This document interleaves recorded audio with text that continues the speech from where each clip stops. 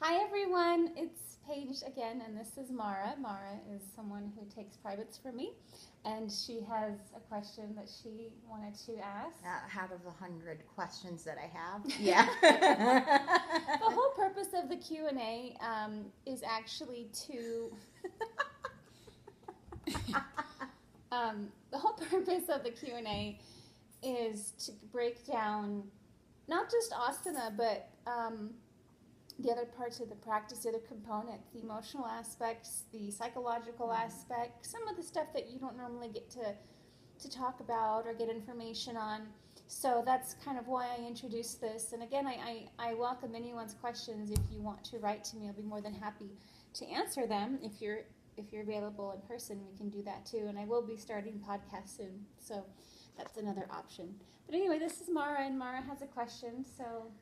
The question that I have is, you've been practicing for, good Lord, 2 decades already, right? Almost. Yeah, almost 2 decades. And I also, as a teacher and a practitioner, what do you consider an advanced practitioner? Beyond the asana. I'm saying beyond the asana, maybe some of the asana.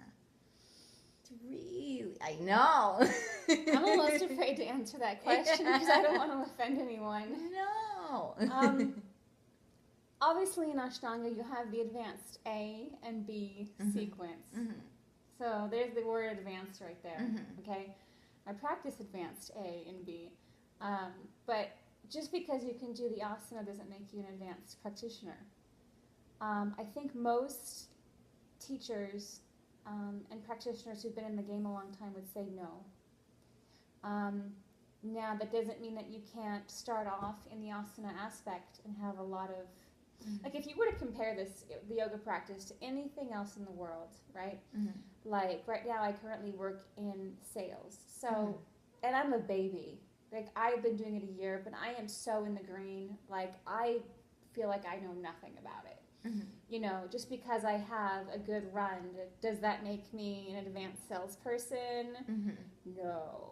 You know what I mean? Not by any means. I think that the best way to measure advancement is really a couple things. How much skin you have in the game, how much time you've put in, and how much internal work, as far as on the yogic process, how much internal work you've done. Because if you show up and you just do asana and you're physically capable, I mean, that's just one piece. And obviously, Ashtanga is 8 limb. There are 8 aspects to the practice that we focus on. So just because you can do a back bend, just because you can do a fancy handstand, just because you can do all those things doesn't mean you're an advanced practitioner. In fact, your ability to adapt, to change, is probably one of the biggest things that I look for in terms of an advanced practitioner, because just like life's going to throw things at you, your practice is going to be subject to ups and downs. And I think how you manage those is a reflection of how advanced you are, because the work is essentially internal. So when I see an advanced practitioner, I kind of know that because, for example, like when I hear a lot of feedback from students or the community, and they're really attached to the results of their practice, that's an indication to me that they're still a baby. I think when you get tired of measuring everything you do or don't do, is when you've kind of arrived at this place where the practice doesn't manage you, you kind of manage it. You know what I mean? Yeah. And that's kind of the difference. And just like I was comparing sales, like, I think one's ability to adapt. I think adaptability is so key. If you can adapt to what's happening in your life, adapt to what's happening at work, adapt to what's happening on your mat, to me that's a skill that you don't cultivate overnight. And you certainly don't show up with that ability like you would maybe the ability to do a back bend. You know what I mean? Because physical capability... You know, again, I've said it before, I was a gymnast, I was a diver, I did aerial acrobatics, you know, I did a lot of things that gave me physical capability. But that didn't stop me when I was 18, 19, 20 from being a total brat and from wanting my way and from wanting to progress and, oh, come on, I want to keep going, Mati. And, you know what I mean? It was that didn't stop me from the psychological growth that I hadn't done. So for me, when I see an advanced practitioner, you can really see it, I think, like I said, in the way that they kind of allow the ebbs and flows to move as opposed to being moved by them. And it's easy. Again, I see a lot of newbies. And for me, if I were going to put time on it, I would say you're definitely a beginner for the first 5 years. You're just sorry. You're just a beginner. And it's like I think a newlywed couple, like,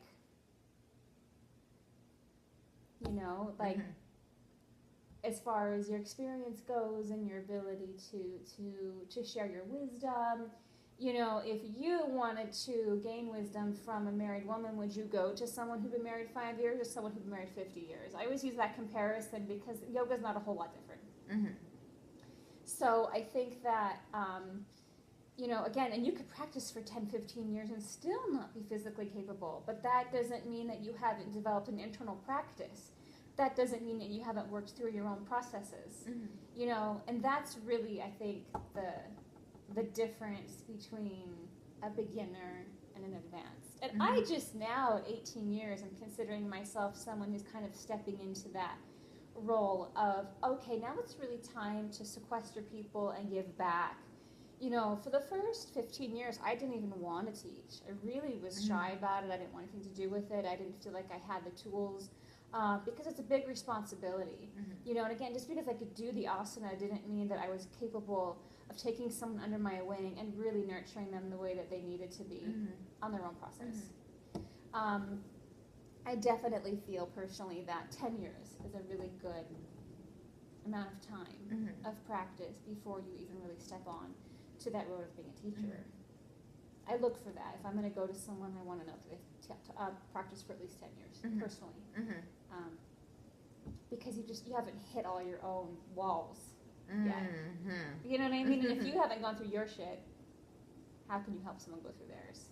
That's just kind of what I've seen. And I think maybe that's based on my own process, too, because I went through so much in the first decade. And I'm still going through things. But again, there's this nice maturing that happens with your ability to be like, yeah, my practice sucked today, and so what? For me to be able to say, okay, I'm detoxifying right now, and I'm premenstrual right now, and my body really just doesn't want to go into those positions that my daily practice requires, right, and forth. So we're just doing primary for a week, you know what I mean? But it takes a mature mind to be like, well, this is where I'm at, this is what I need, and that's fine. So, again, advanced is kind of one of those tricky terms that can get thrown around easily, and I think a lot of people can take it wrong. And, just because you can do advanced poses doesn't mean you're an advanced practitioner. And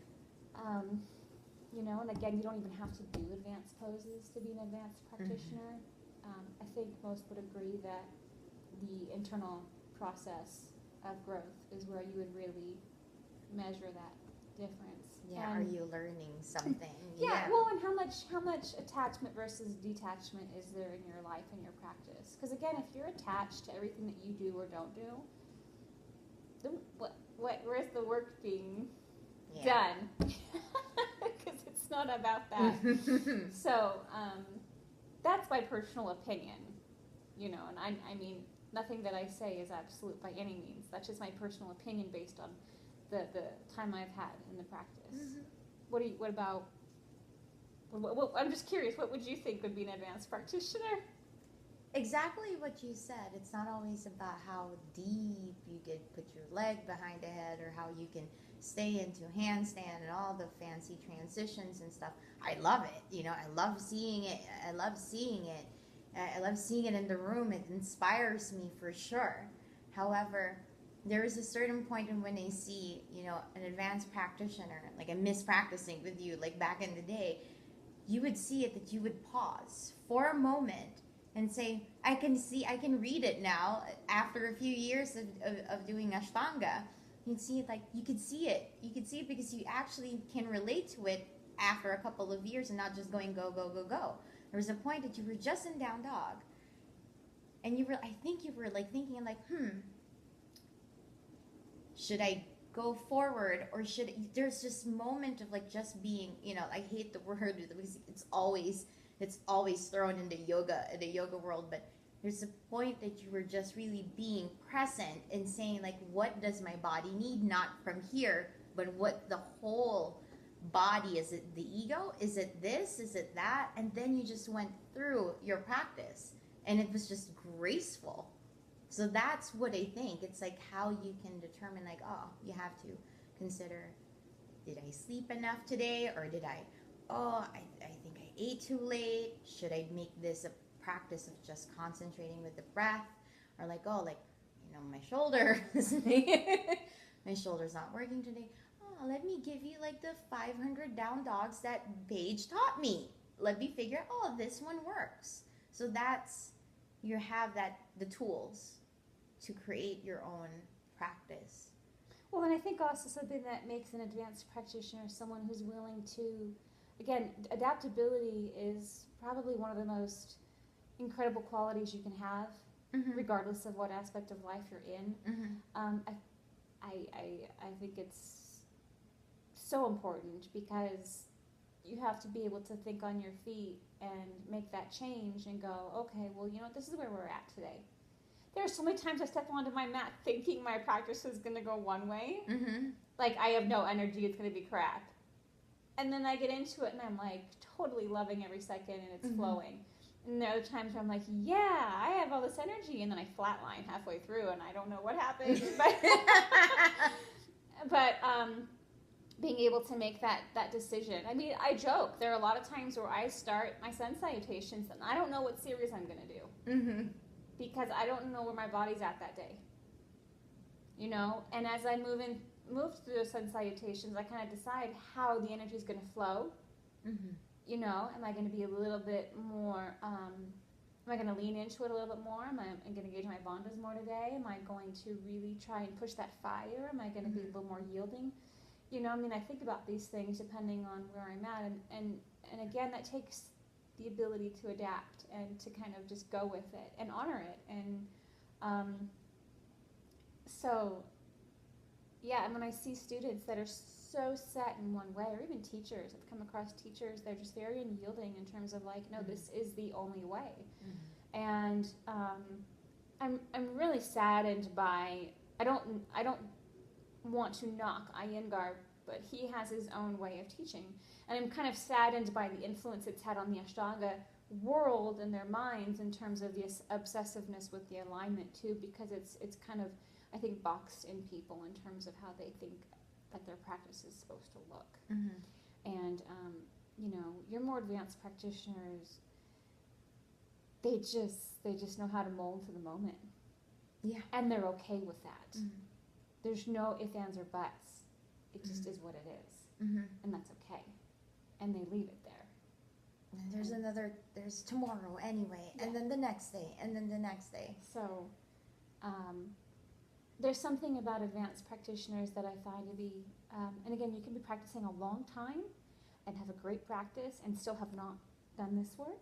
And I've met those people too. But for me, the advanced practitioners are the ones who have really settled into their isness. They've shed a lot of that ego too, and they're very calming to be around. They come more from heart and spirit as opposed to here too. So that's a difference I've noticed. Is they've really learned to shed their own perspectives. They just kind of, they know how to allow someone their own process. Yeah, and they have like what you said, every teacher that you've studied with have different versions of this, different versions of that, and over time you have all these tools that I benefit, by the way. No, it's amazing because I've studied, when I think about Maya and Noah and Ralph and Tim and Chuck and Mati and Keith, I think about all these teachers that I've worked with, and they've all been incredible. They all kind of have little idiosyncrasies that are unique to them, probably because that's how Guruji taught them. And I love all of it. And to me, it's all right, and it's all different. Mm-hmm. You know what I mean? Mm-hmm. And I appreciate that because I can now implement those pieces when I need them. Mm-hmm. You know? Yeah. And and there probably is for me like the like if I was in front of Guruji, even though he's passed on, there's probably the way that I should be doing it according to him. But 90% of the time when I'm practicing in my own space and I'm just trying to cultivate my own place, right? Mm-hmm. I work with what's there that day, and I'm like, you know what? I actually really like that Noah's told me that I need to point my toe up on Ekapada, Bakasana. However, tomorrow I'm probably going to be too tired because of whatever, and I'll do it Maya's way, or I'll do it Keto's way, or whatever, it's like I think about the different options that I have, and it's, when you work with enough teachers, I don't let that deter me and confuse me. I just see it all as options. Mm. I know. Some people do the opposite. They're like, well, which way is right? Well, what do you think is right for you? Yeah. That's how I see it, and of course, when I'm in front of each one of these teachers, I do it their way, but out of respect for them. But yeah, no, I really like having those tools. And again, a really good teacher, practitioner who is advanced is going to kind of hold the space for you. They're going to show you and they're going to cue you, but they'll essentially hold the space, meaning that they're not going to demand it or you're out. Yeah. They're just going to hold the space and know that you can grow into that at any time. Yeah, the continuous. Yeah. Continuous, which is a big difference. And then the continuous education of learning yourself all throughout and embracing it is, again, like one of the things that I've noticed with advanced practitioners. Mm-hmm. And like, I found something. Well, yeah. Maya would say something that I really liked, and I've used this as well, is because people get so fixated on gaze, or like, well, should my hip be down, or should whatever, and it's like, the direction you're heading is whatever, meaning that we're going that way, but it's not an absolute. Mm-hmm. You don't, it's like it's off that way, but it doesn't have to be right at that point on the wall there, or the pose isn't incomplete because your hip's not down. We're just headed in that direction. Mm-hmm. Which I like, you know what I mean? Because, again, that leaves that idea of holding space for the student to grow into that place. So. I like that. Yeah, and again, the advanced practitioner will do that for themselves. Mm-hmm. They've really learned to, honor, respect, and love themselves and have that compassion for themselves. That's a big sign of an advanced practitioner. Mm-hmm. They've burned through the self-deprecation, the black and whiteness, all the things that keep them from feeling whole. They've burned through a lot of that. Mm-hmm. That's good. So, does that? Yes. Awesome. Yes, it did. Cool. Pretty good. Pretty good. Yeah. Cool. Well, we're about to practice. She's gonna take her class, so we'll see you guys later. Bye.